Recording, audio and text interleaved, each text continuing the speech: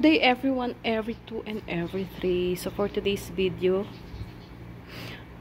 magbabarbecue ako ng manok.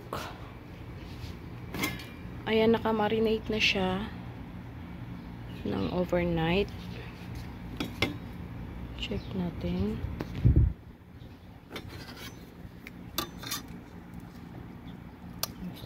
Buong gabi na yan siya na marinate. Tumigas na. Mix lang natin. At ayan, nakapagpainit na rin ako ng ating grill. Are, ang init na ah. Ayan. Ibabras ko ng mantika para hindi dumikit yung ating chicken mamaya. Yeah.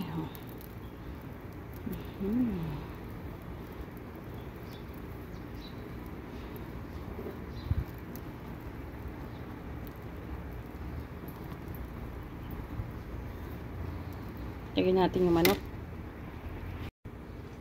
Lagay natin ang manok.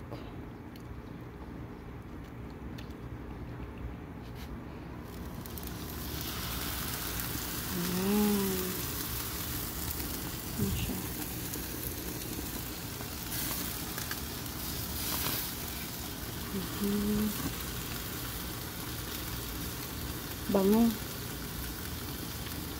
Kasi matagal na marinate. 5 piraso lang pala. Hindi nga ba di katok. Ayan.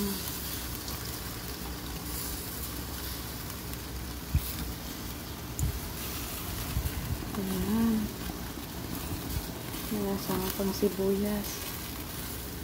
Ang bango. At since taglamig na dito, October 3 ngayon, so taglamig na, kaya masarap na tumambay dito sa labas. Kayang-kaya na ng skin.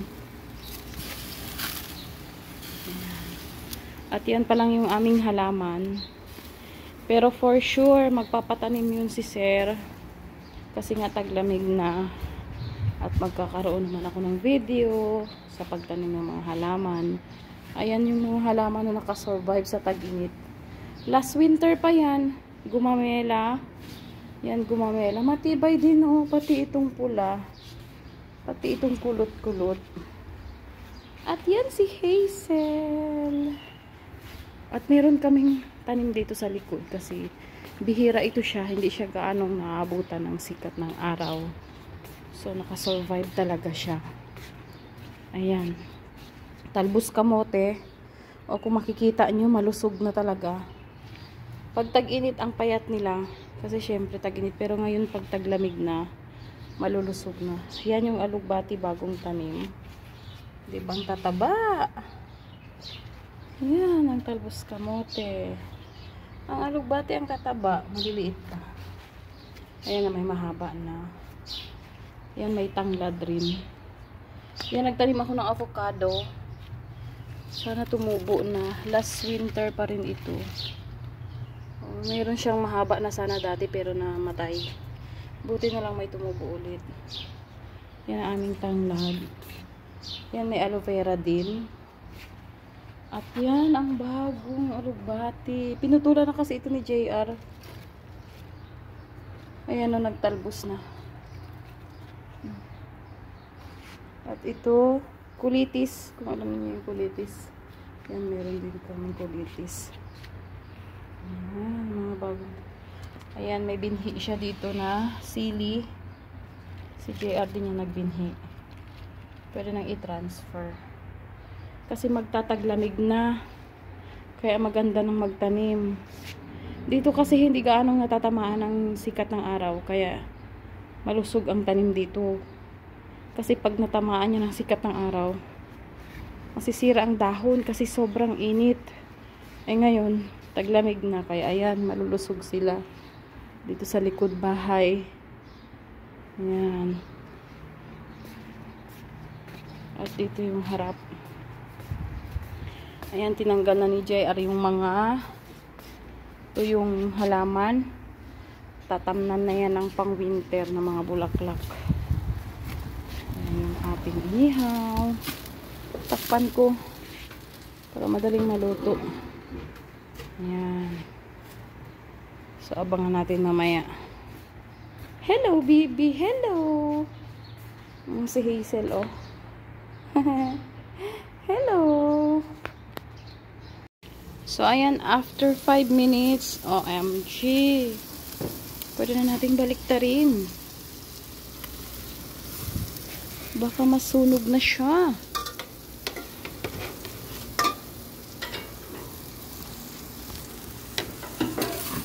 Ayan.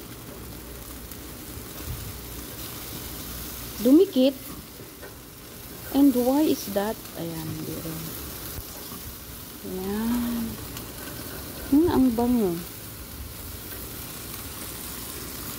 Para sa lunch na namin ito ni Katok. Dumikit nga, oh. Pinahiran ko naman ng mantika. Kailan yan?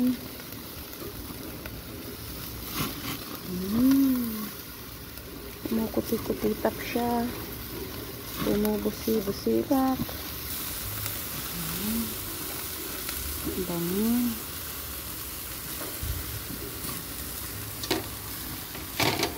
At pahira natin yung yan o, sabaw ng marinate ni JR.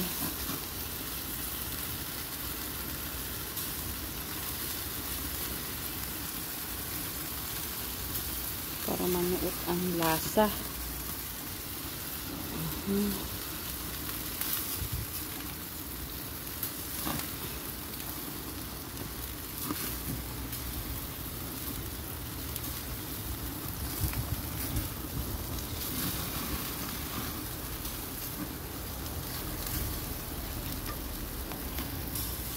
Ayan, takpan ulit natin. Hintay tayo ng 10 minutes. Ayan, after 10 minutes, open natin ulit. Humahalimuyat ang amoy ng ating chicken barbecue. Flip natin ulit. At wag na nating takpan. Talagang dumikit. Ay, ano ba yan? Hindi ko na nakuha ng video. Ang hirap mag-video habang nagba-barbecue. Huwag natin takpan kasi baka masunog sa aking apoy.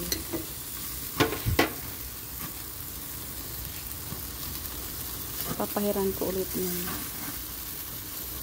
marinate natin.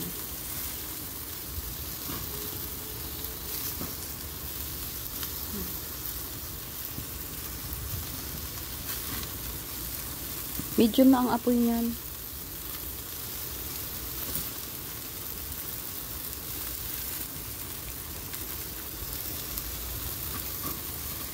Ayan. Ayan, baliktarin natin ulit. Pang third flip na ata ito. Luto na siya. Luto na ata ito. Luto na.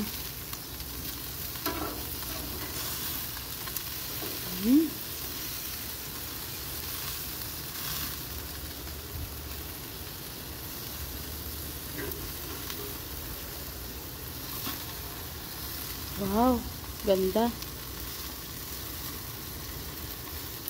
Ganda.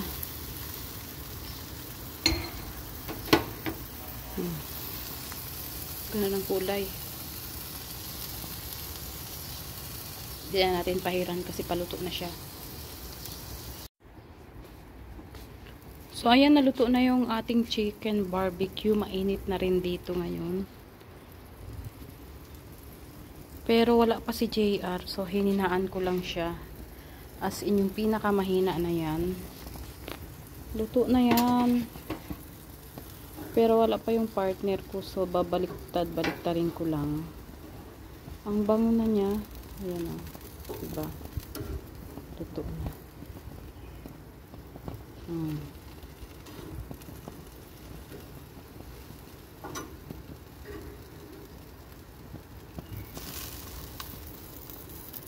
Hindi ko alam kung ano ang pinang-marinate niya dito. Pero pwede ko pa ata pahiran. Ayan. Papahiran natin para hindi siya mag-dry. Ito yung pinang-marinate niya. Ayan, basta may bawang, may sibuyas, baka may toyo, lemon, asukal.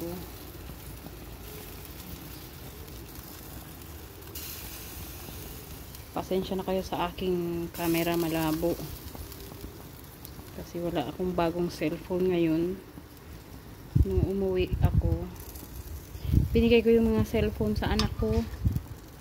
Siyempre, diba, pag uuwi.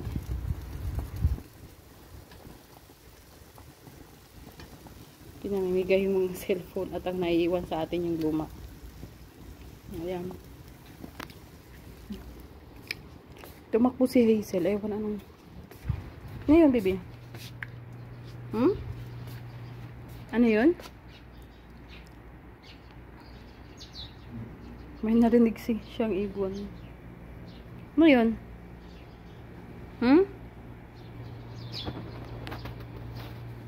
May ibon? May ibon?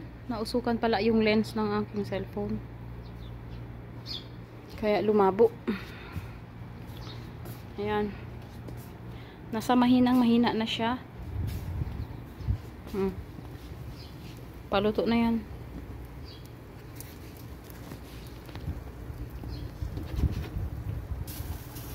Iwan ko na lang dito. Antayin ko yung pagdating ni JR at kakain na kami.